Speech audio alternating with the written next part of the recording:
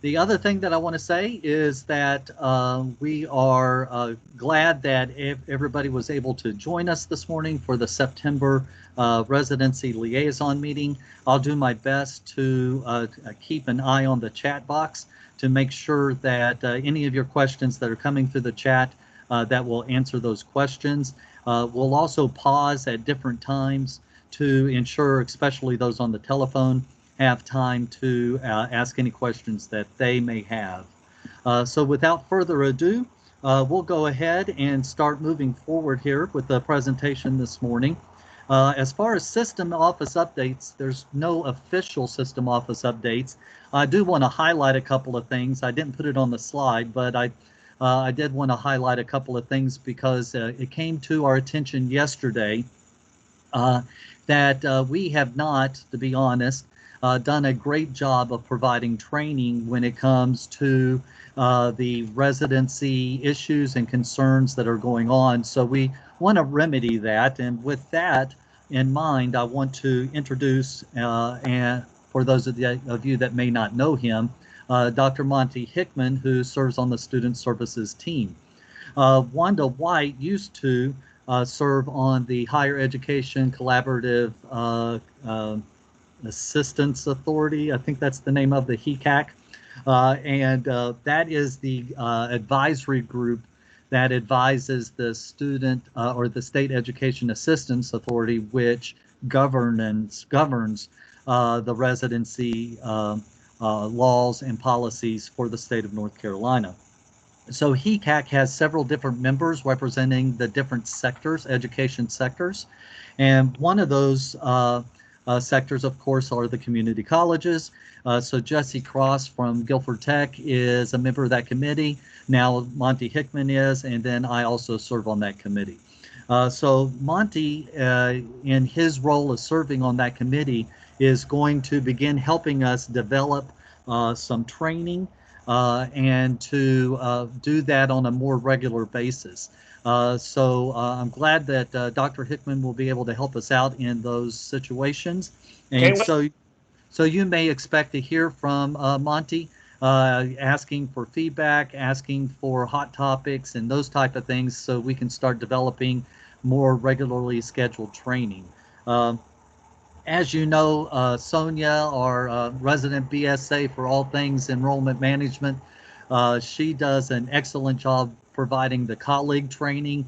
And so I'm sure Monty will be working with her to make sure that we are speaking accurately when it comes to providing any training that may touch colleague as well. So I just wanted to mention that to make sure you knew that that was a direction that we were moving when it comes to next steps for System Office and for training. So without further ado, we will move on in our presentation. And that is dealing with some of the questions that we've received prior to this presentation.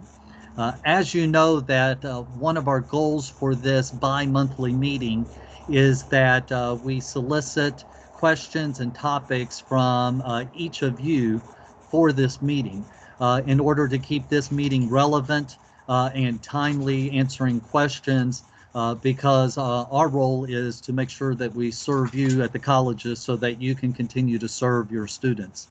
We've received two questions that are a little more colleague specific. And the first one has to do with running a report to identify people that have changed from out of state to in state. The second question has to do with other opportunities other than XRDO and XRDIR to run daily to capture students that may have changed. I know that each of the colleges are looking for ways to simplify their processes, maximize their time. In talking with Sonia, she suggested that if you want her assistance in more detailed, because each college is so unique in their workflows and their processes, it's better to kind of do this at an individualized level. So you can see the link there for ServiceNow. If you submit a ticket through ServiceNow, Sonia said that she'll reach out to you and work with your college on a one-to-one basis if you have questions about those colleague workflows. However, I always like to stop for a minute because I know that you guys are a great resource to providing networking and professional advice to one another. So if anybody has any workflows that they do that maximizes their time, uh, I'd like to encourage you to maybe put that in the chat box.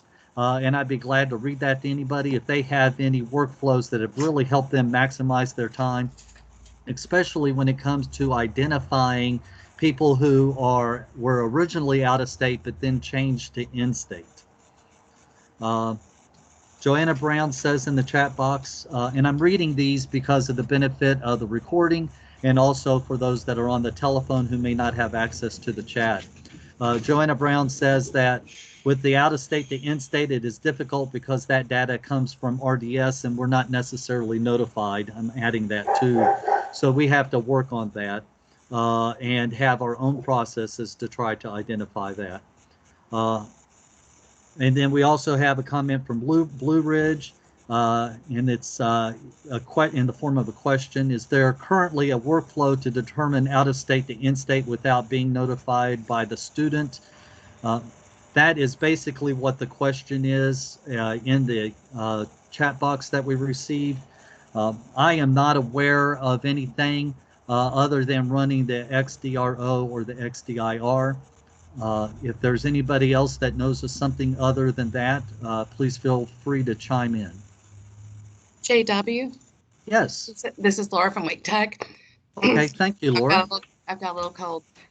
What we do is we run an out-of-state report. All of our students that are registered, we run an out-of-state report, and then I run them through XRDO to check for the changes.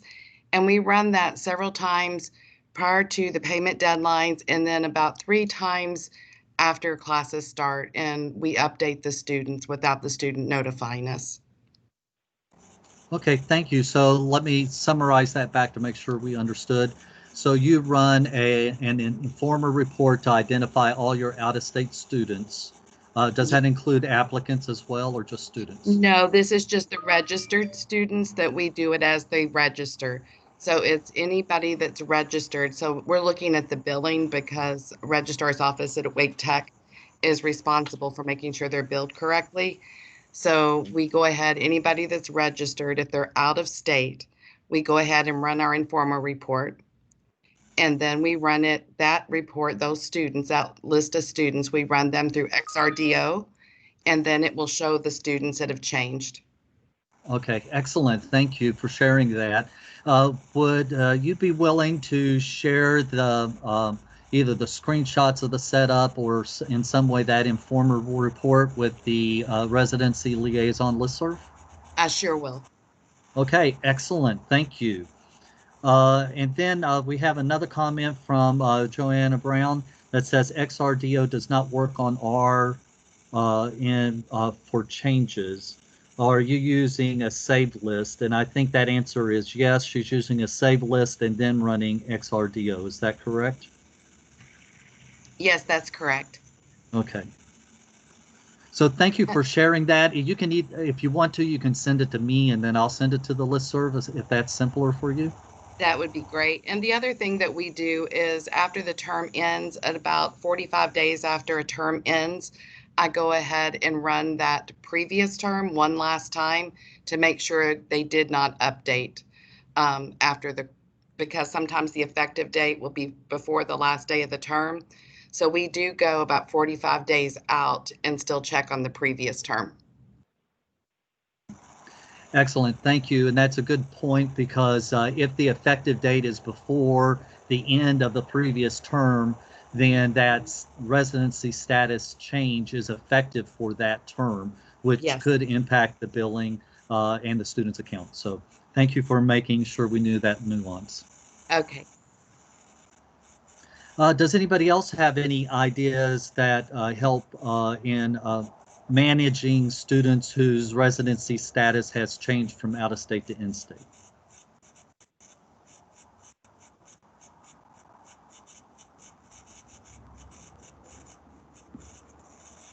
All right, excellent. Thank you for the feedback on that. I really appreciate it.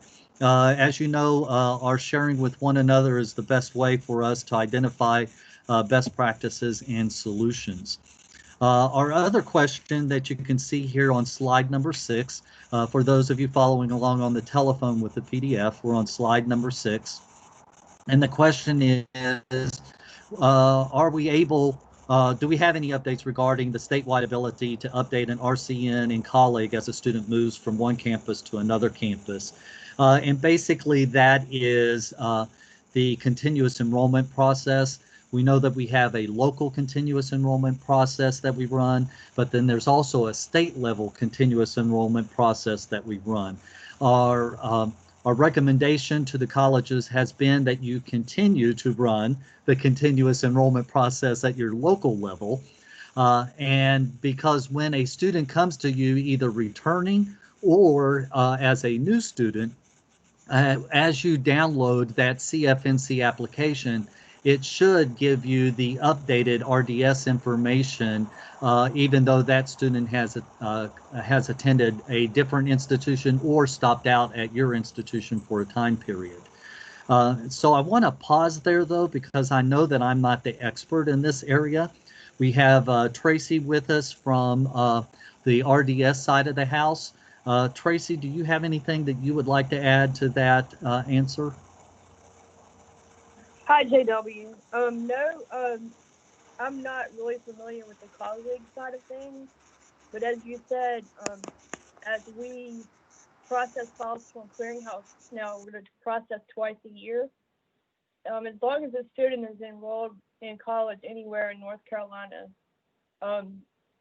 when we get that, we're pushing out their expiration date a year. So they're basically their determination is just going to remain active, and the RCN itself never changes. So it just has to be pulled in by the school.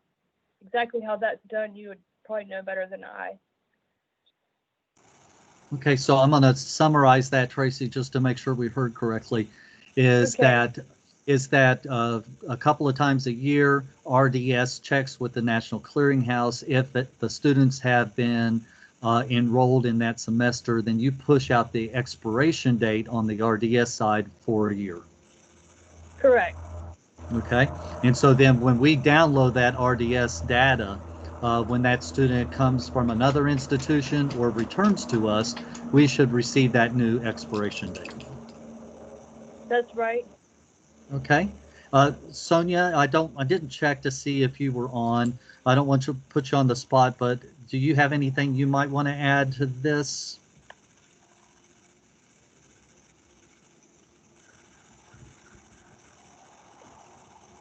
And friends, I didn't check to see if Sonia was going to be able to attend today. I did talk to her though, and we communicated via email. And basically, that's the way the process works. Of course, she's always more than willing to be there to help us out. So again, if you have any specific questions on how to process those RDS updates in your colleague system, please submit that residency ticket. Uh, Let's see, I'm looking on the chat box now to see if we have any questions. We do have one from Kim Hill.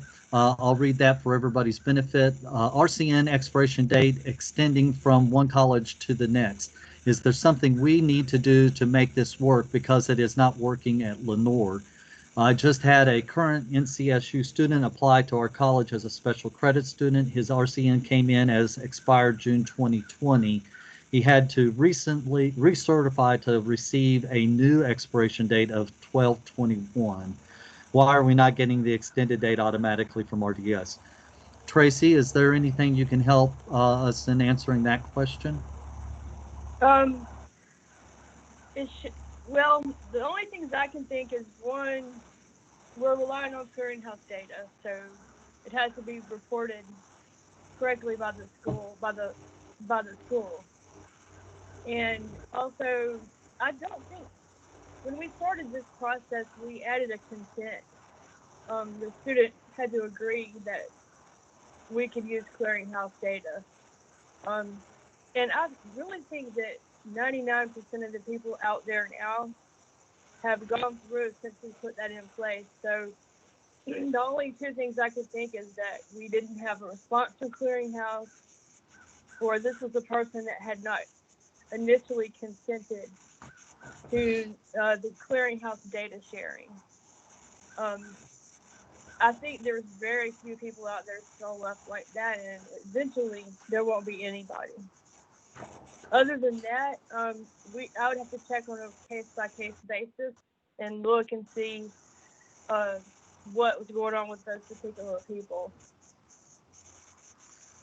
So Tracy, is it safe to say that if a college runs into a student that reports that they were at another institution the previous semester, but when we run our update to download the new expiration date from RDS, that expiration date has not been pushed to the future by a year, then the best workflow is for us to call the college hotline and work and to kind of investigate that to figure out what's going on that one-off situation.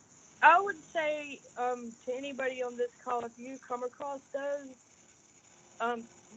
send some examples to me personally, and let me just look and see if there's anything strange going on or if it's just normal. Okay. Send them to me. Yeah, send them to me. Okay, and for everybody's benefit, Tracy's email is later in this slide deck, and you can get that there. So if you run into a situation where you think a student was enrolled at another institution the previous semester and their expiration date on RDS has not been extended by the year, then contact Tracy and she'll work with you individually to try to remedy the situation. And Laura, you're right. There may be that the university didn't run a process on their side, and that's why RDS did not get things updated. Any other questions or comments on this slide?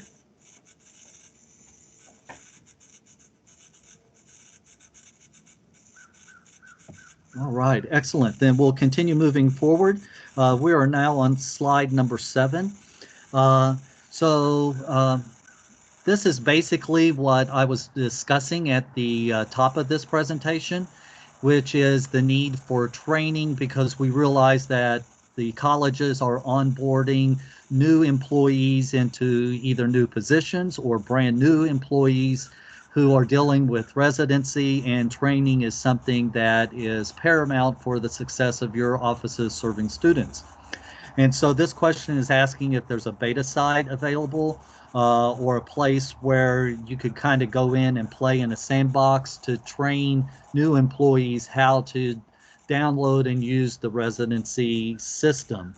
The answer from CFI or from Tracy is that there is no access to a beta or test site outside of your user's login, and that's for security reasons. However, they're happy to provide any screenshots of different paths or different training resources that you might want to use as you onboard new staff. Monty, I think you're on the line, so I think Tracy is going to be a great resource for you as you develop any upcoming and future training. Tracy, do you have anything that you would like to add to that? No, I was going to say just what you said. If the system office needs any help with training, just let me know. All right, outstanding. Any questions about potential future training and receiving screenshots from Tracy if you want to do some of your local training?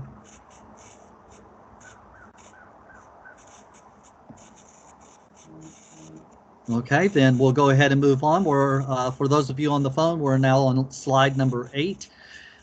This conversation has, thank you for this question, actually. This question has triggered a lot of conversation between the student services team, our general counsel, John Harris, also with SEAA, and several other immigration attorneys. So I'm glad that this question was asked, because it has identified a definite training need for all our colleges.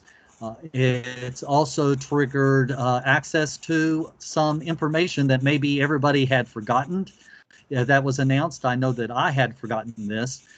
And so there's a resource available in the Campus Responsibility Resource Guide that can really help us in answering some of these questions. And in a few minutes, we'll share with you on how to access that resource guide in case you have forgotten how to do so. Specifically, though, on this slide, in slide number 8, the question is, what does qualified immigration petition mean in the general statute? And that is defined specifically in the Campus Responsibility Resource Guide as approved by SEAA to mean the forms I-130, I-360, or I-140. Those are the only forms that are legally defined as the qualified immigration petition. So that's important for everybody to know that if you're wanting to apply that exemption out of general statute, that the forms you're looking for is that I-130, I-360, or the I-140. I know that Kimberly Remsen, we worked with her closely on answering this question. Kimberly, if you're on the line, do you have anything that you would like to add as far as specifically with this one question?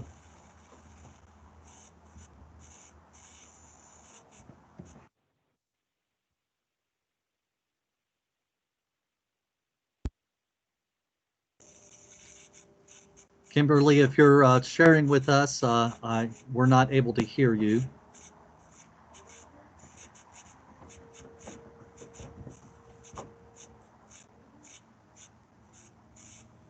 Okay, so we're going to go ahead and move on. Kimberly, if you're on the line, we were not able to hear your response, and actually your slide is next, so that concerns me a little.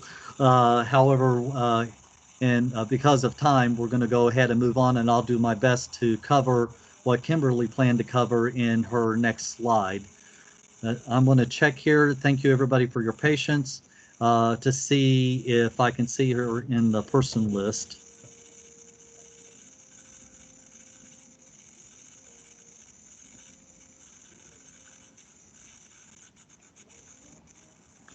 I do not see her there. So we are going to continue, though. If you have any more questions about immigration, please feel free to contact myself, Monty, or Kimberly, and we'll do our best to provide that information for you. I'm going to skip the SEAA staff updates because Kimberly's not here for right now, and we will come back to that. And hopefully she'll be able to get onto the line. If not, then I'll cover this slide for everybody. So Tracy, I know that you're here. So if we can go ahead and jump to your slide. For those of you following along on the phone, we're on slide number 11. The first thing I would like to highlight on this slide is this is where you can find Tracy's email address if you need to contact her for any reason. So Tracy, I'll turn the microphone over to you for slide number 12. Okay.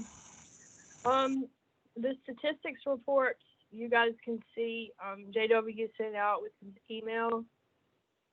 We have, as far as the fiscal year, we have a decrease from last year as far as the total number of students using RDS. And then you can see the percentage changes for the rest of the breakdown, the student's age, the number of initial considerations, reconsiderations, and appeals, and how many resident determinations we have. We can, one thing we do hope to see is less students actually having to go through RDS as we have continuous enrollment taking a hold of some of these people that would have to go back through RDS. And that's something we kind of hope. We can't really say for sure what the decrease is the result of, but we do have, it is strange times, and we do still continue to see a slight decrease even since the end of the fiscal year. So that's the yearly statistics. And you can see the quarterly report also showing a decrease from the end of last year. So the heaviest amount of the decrease did happen in the last quarter. And we know what was going on during that time. That's all about the statistics, unless anybody has any particular questions. There was a question about the clearinghouse. As I had mentioned before, we run that process twice a year, and we run it for the fall. It's going to be near the end of fall, and then for the spring, at the end of spring. So we make sure we capture all of the reported enrollment. So we'll probably be doing that again starting towards the end of November and December to request to file for fall 2020 enrollment. And then again in May, June for the spring 2021 enrollment. And that's the schedule we're kind of hoping to stick to, and using that enrollment data, then adding a year to the student's expiration date if they're enrolled in a North Carolina college. Other updates is that we're continuing to see about the same kind of turnaround time that we normally have at this time of year. And everything is going fine at CFI. We're still working remotely, and we are still, the RDS team is still getting some help from other areas in College Foundation to help us out with some of the work that we can train them on. And the only other thing I would say is that, as you know, our new website, the new CFNC website came up. So we have college application week and college countdown to college coming up. So we're going to be having another code freeze at College Foundation. But what I'm trying to say is we haven't had anything new put in production lately because of those two things. After that, you might start to see us having some more updates to the system, to the interview, and then you'll start to see emails again about our builds and stuff that we've been doing. So that's why you haven't seen anything like that lately. That's all I have to report, JW. Excellent. Thank you, Tracy. Do we have any questions for Tracy from a RDS perspective? JW, can you hear me? Yes. Oh, I ran across something this morning on the application. There was a button that expanded, and it said the Children of Fallen Heroes Scholarship Act. And I was wondering if that's the same as the survivor, spouse, student type, the exemption. It almost looks like it's not. That's why I'm asking. Yeah, could you say that again, please? I ran across the button on the CFNC application when I was looking at it, and it basically said there was a Children's of Fallen Heroes Scholarship Act, and I was wondering if that was the same as the spouse student type, survival student type. Understood. I do not know. So that's something that I would have to research, and let me write that down. So I can send it to you. Okay, great. On the CFNC application though, right? So Right. I think Monty and I can work with Cole on the CFNC side to try to figure out what the intent was for that field on the CFNC application. Okay, thank you. Sure, no problem. Any other questions? Okay, Kimberly just put in the chat box that she's had some network problems, but she's back on the line now, which is great. Before we move to her, though, I always include a slide. This is slide number 13 that has all the different ways that you could contact the RDS if you need assistance. And specifically, I like to identify the RDS campus support.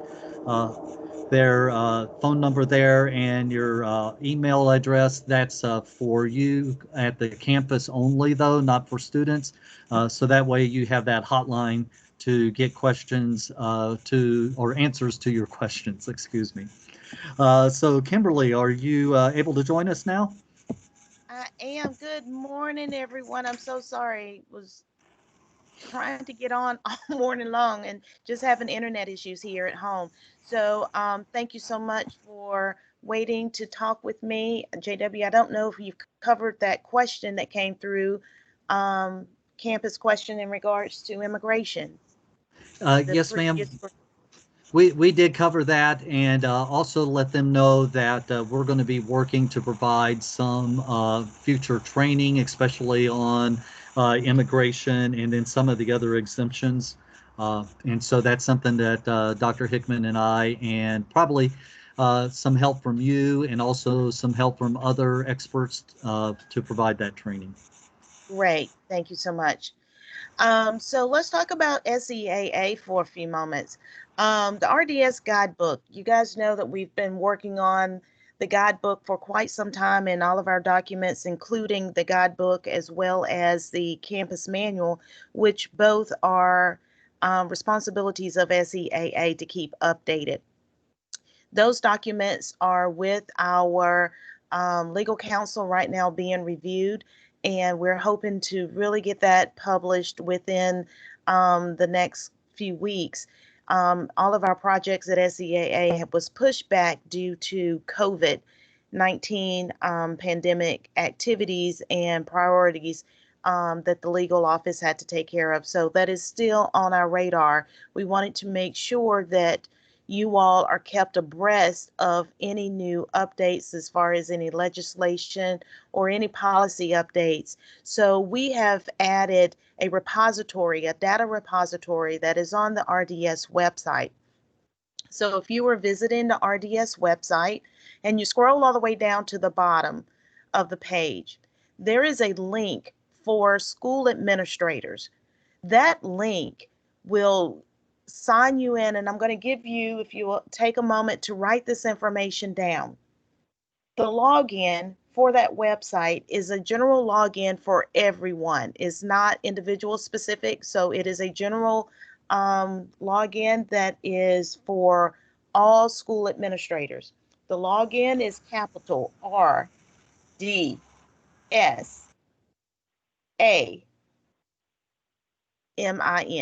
So that is capital RDSADMIN is lowercase. The password is capital RE $IDENCY. Again, the password is capital R lowercase e, the $, lowercase IDENCY. And Kimberly, we put that in the slides, so if you were unable to write that down for whatever reason, that username and password is in the slide deck. Great.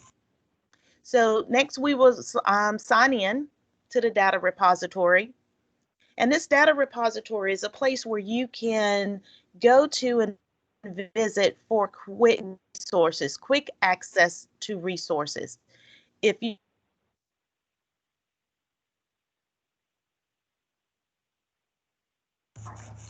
Kimberly, we've lost you again.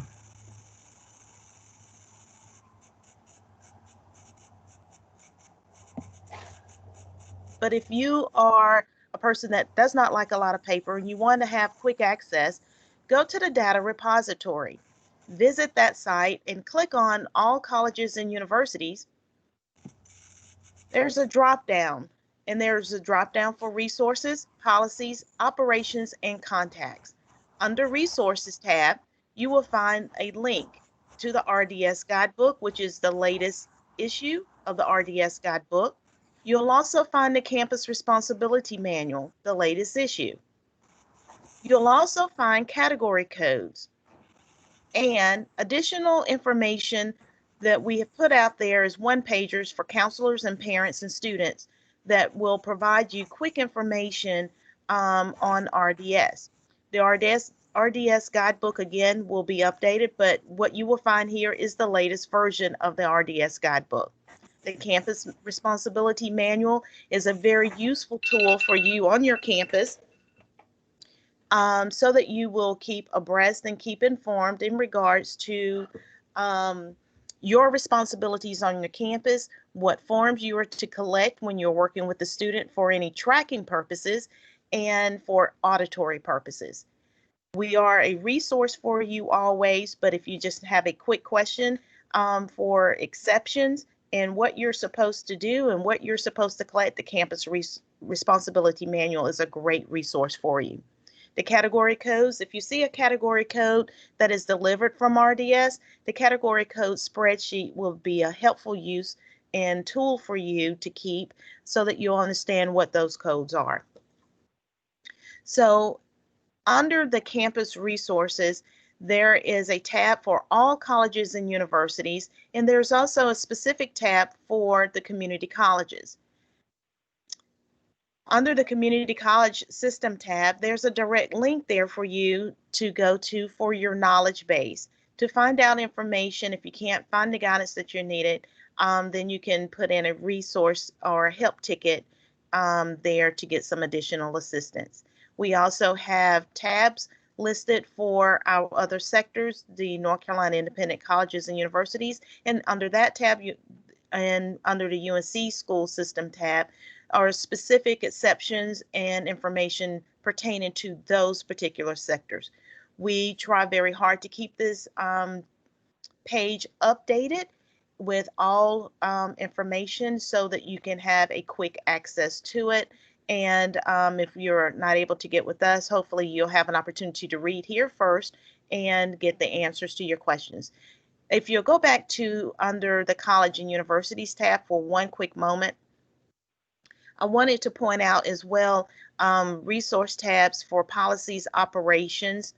Under policies, there's the continuous enrollment policy that we've been talking about is posted there for you so that you'll have that information.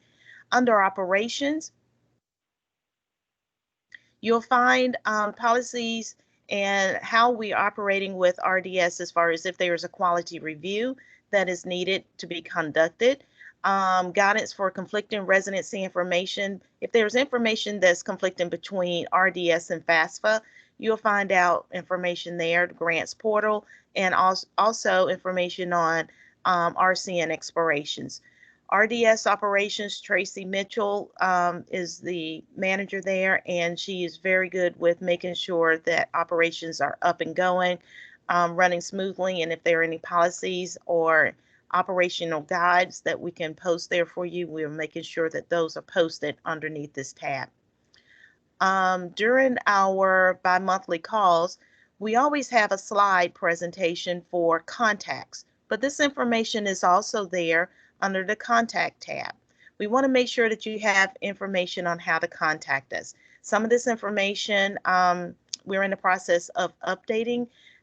For example, Gwen Kennedy, some of you may have known Gwen. She's participated in some of our trainings with us. Gwen has retired, so we're in the process of updating this and making sure that all listed personnel is still active in their positions. We want to definitely focus on the contact phone numbers for RDS. We want to make sure that you have that for the call center and you know who to contact and what numbers to call.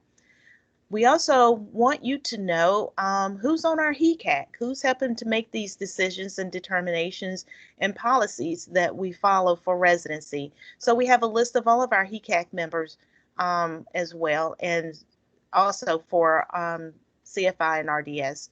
Definitely want to make sure you know who to contact there.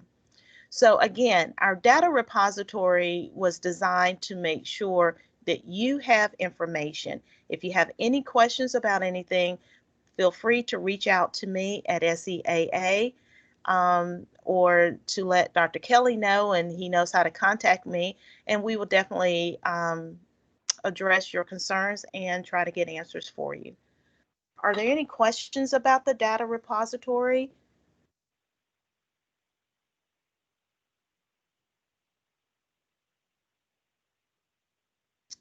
Okay. If not, then I'll turn it back over to Dr. Kelly. All right, thank you, Kimberly. And one of the things that we will be doing and is to work to provide some more training when it comes to that campus responsibility manual. You can see here on slide number 10, there's a link here to where you can find the guidebook without having to sign in. But of course, the guidebook is also available in the data repository. You can see here the username and the password on slide number 10 to be able to access not only the guidebook, but also the campus responsibility manual as well. So we are now have covered everything that's been in the slide deck. At this time, we'll open it up to see if there's any other questions or things that we need to deal with this morning.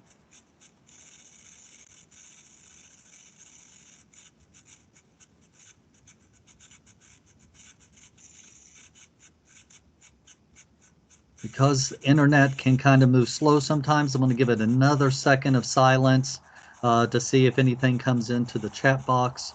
Also, if you're on the telephone and you have a question, or even if you're not on the telephone, if you'd like to unmute and ask a question, feel free to do so as well.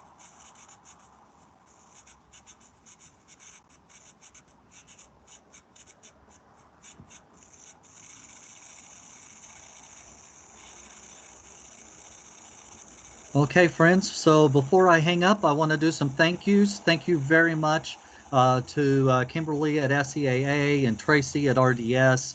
Also want to thank our General Counsel, John, for his help on working on this presentation. Sonia is always a great help as we kind of work through how to deal with anything residency and enrollment management. So thanks for her help on these slides as well. Welcome aboard, Monty. I'm glad to have you with me. So it's good to have somebody there beside me. And without further ado, my friends, we will stop this recording, and once we get it processed and update, we will send the recording out in a couple of days. I'll send a link out for everybody so that way you can access this recording. So thank you for everything you do. We will continue to strive to serve you as you serve your students. You guys have a great day. Thank you. Bye.